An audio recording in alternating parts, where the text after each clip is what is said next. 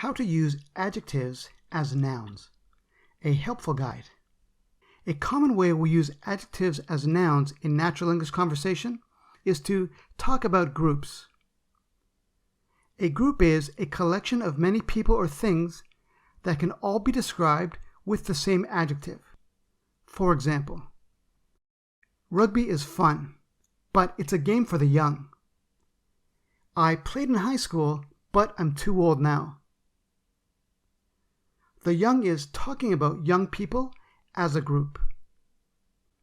Adjectives used to describe a group of people or things will follow the article the. The rich, the poor. The strong, the weak. The old, the young. The brave, the willing, the gifted. The new roller coaster at Power Amusement Park has 3 loops. Only the brave can ride it.